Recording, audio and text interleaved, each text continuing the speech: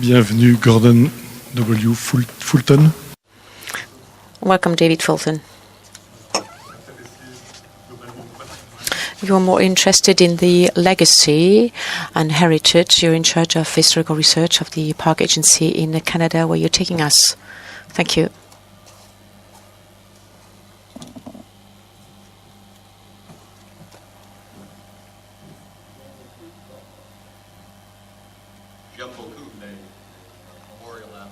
I love Memorial Avenues because Canada is bilingual, so I'm a bilingual, but just right now, but not in general. We're going to talk about the Memorial Avenues in Canada, or as they're known in my country as Roads of Remembrance.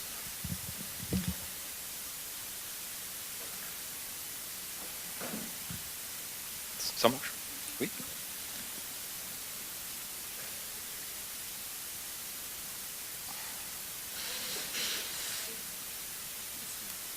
Oh.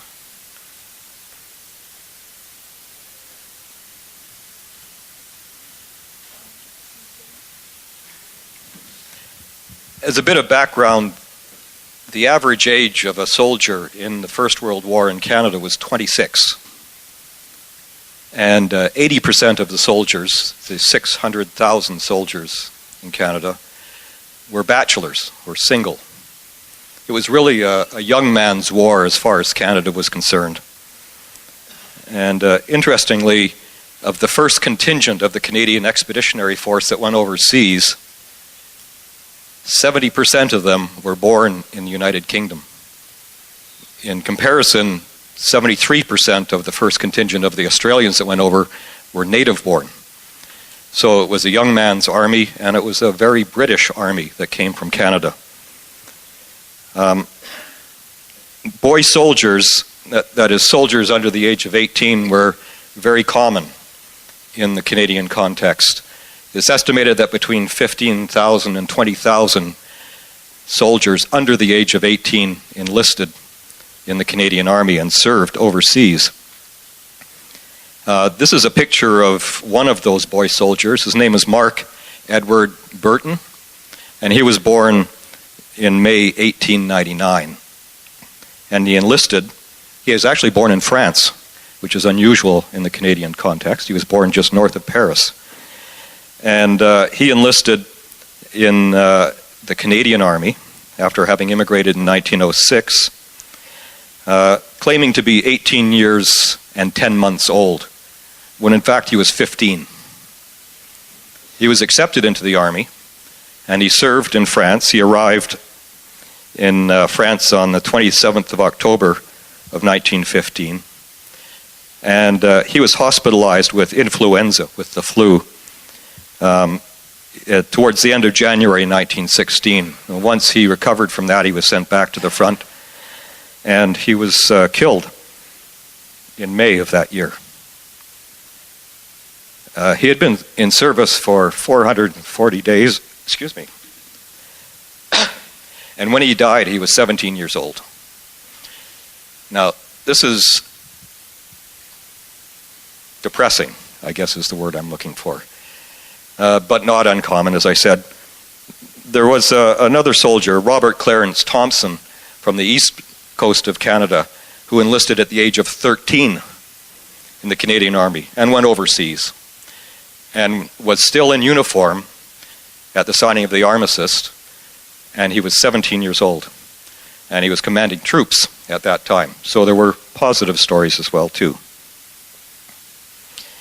This is the Canadian Battalion number 10 that Private Burton served in, and if you take a close look at the picture, you can see some people who look suspiciously young,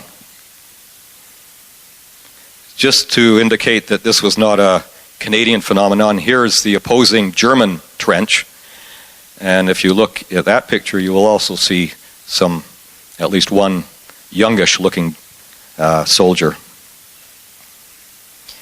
And this is where Private Burton died, in Belgium.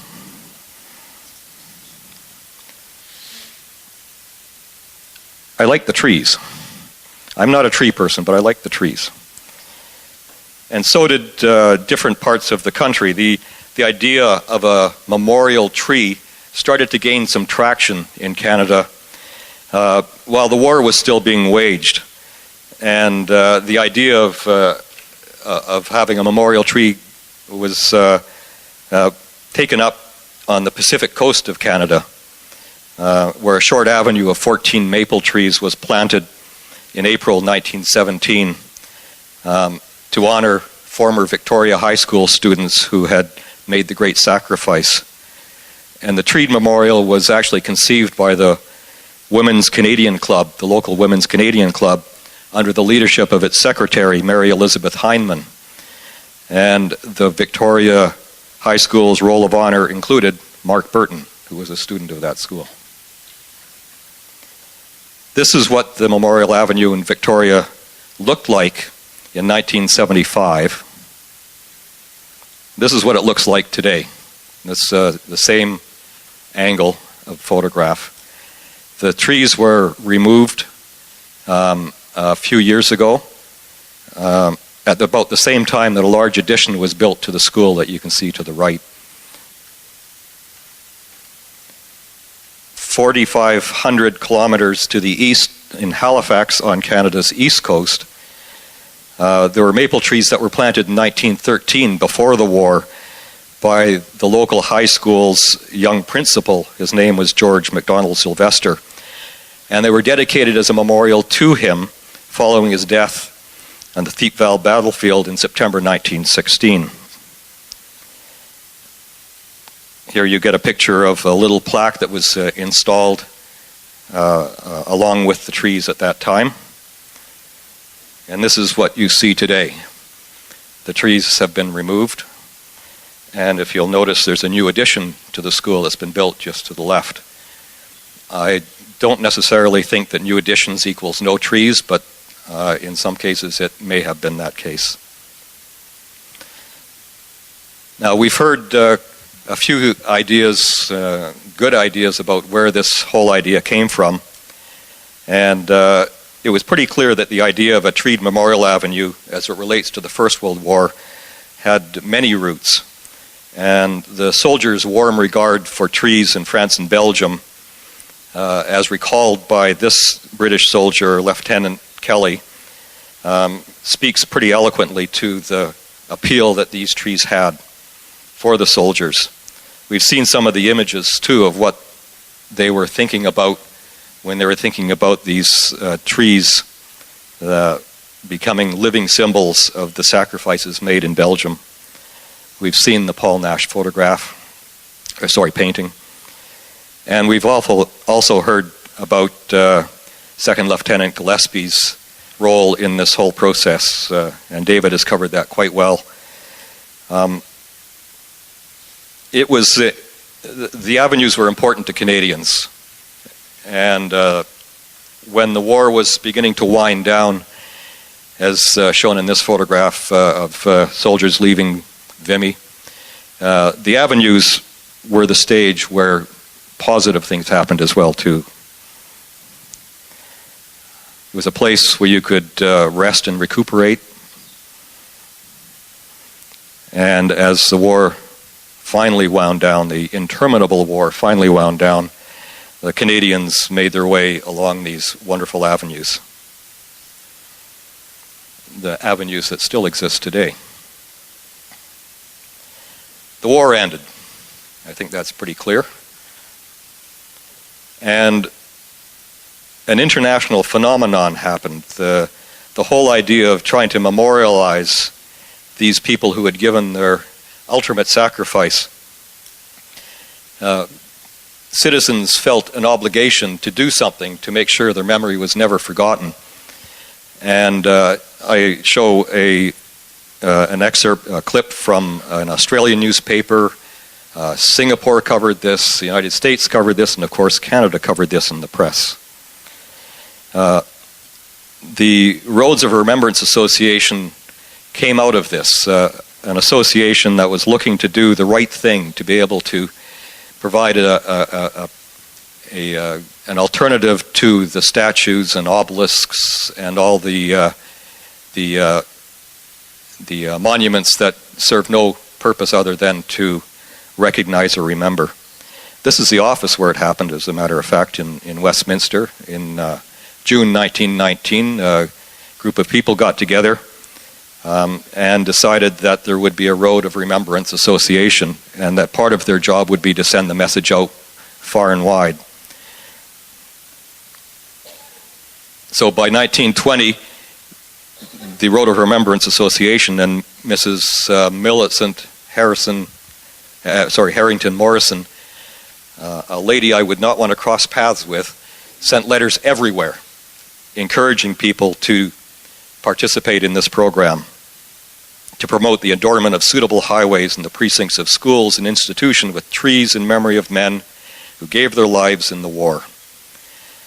In October 1918, a pamphlet was sent along with a letter to Victoria. And I'm going to do just a very brief genealogy of this idea.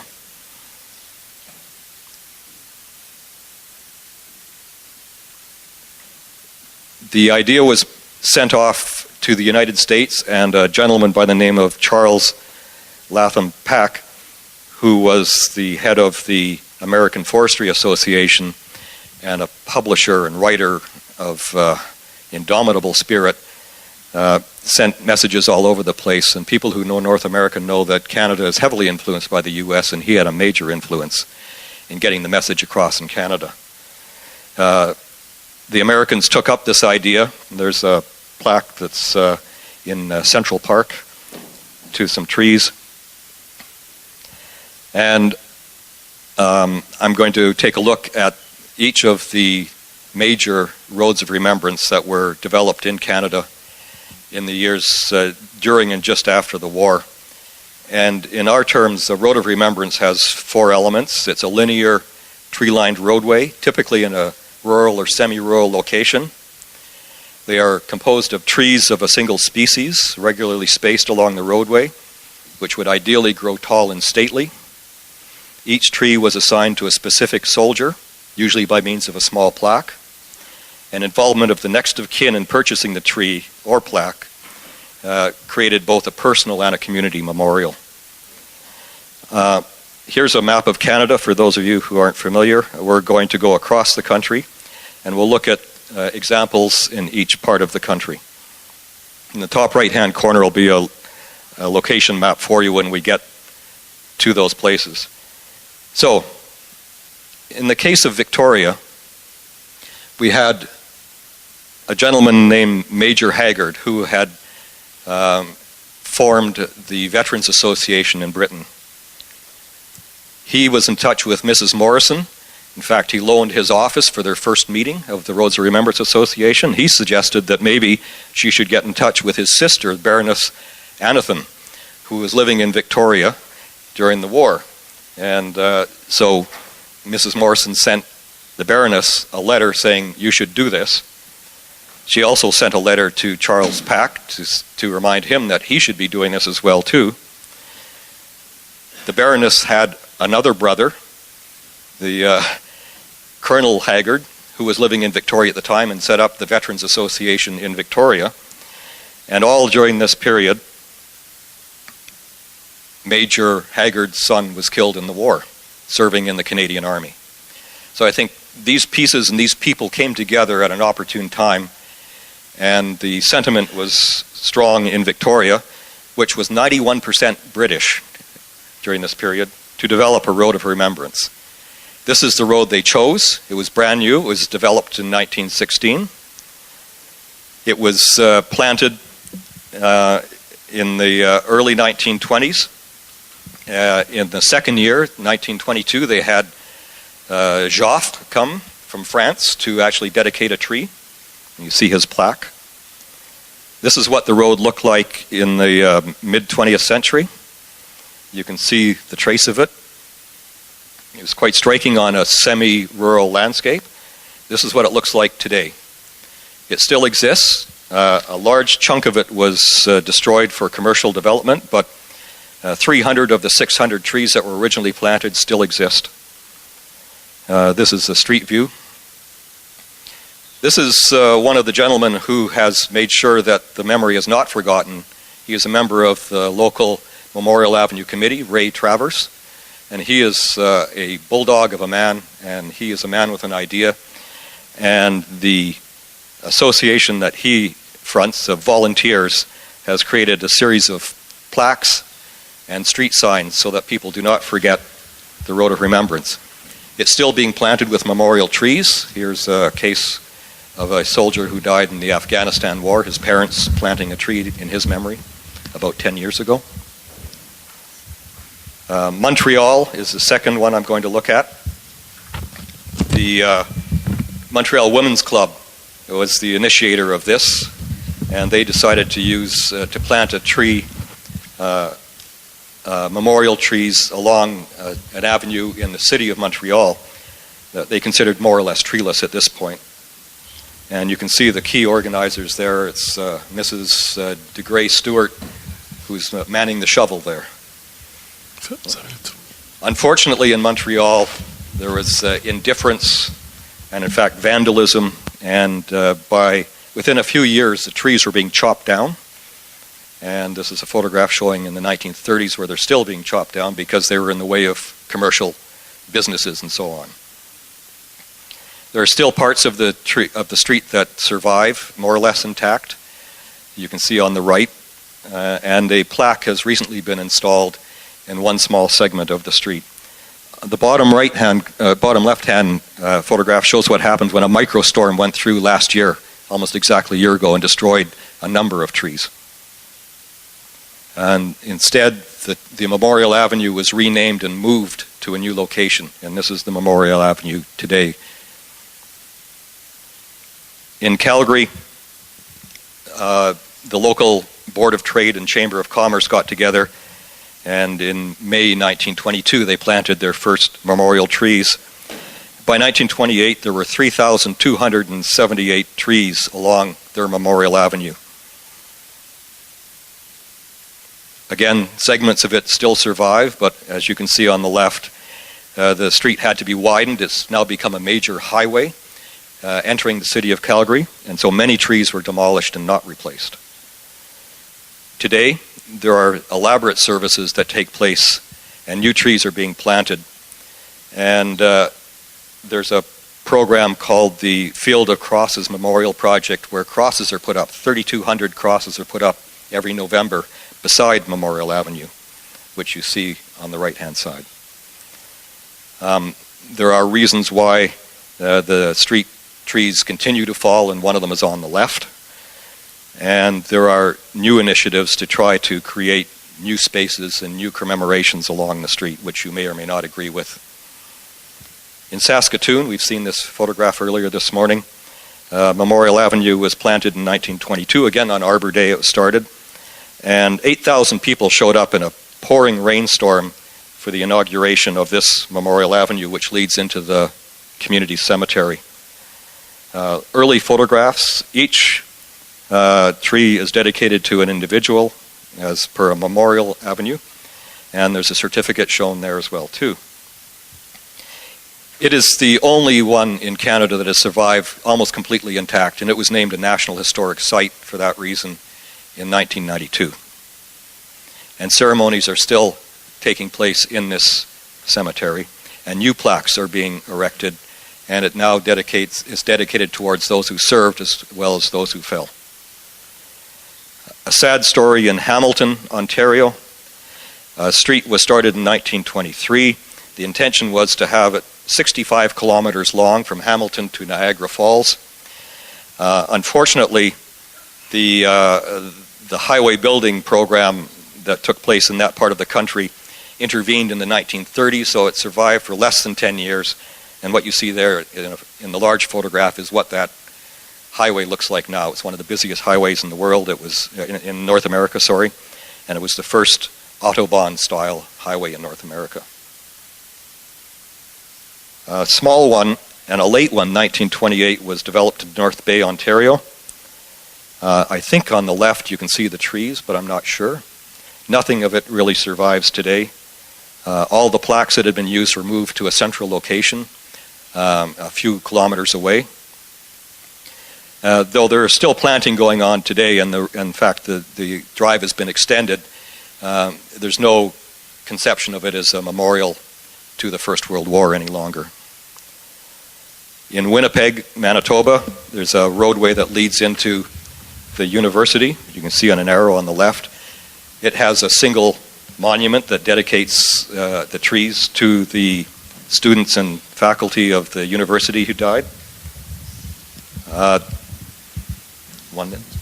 And there's a Memorial Avenue in Thunder Bay, which I will skip ahead to show you on the left what it used to look like, and on the right what it looks like today. No longer survives. And I'm going to finish with an interesting one that in fact does not have plaques, but it's a memorial to the Japanese soldiers in the Canadian Army from the First World War. And it's lined with the Japanese cherry blossoms. And this was developed in the 1930s to lead to the monument that was put up in 1920. And so, with that, I will stop. Thank you. Merci.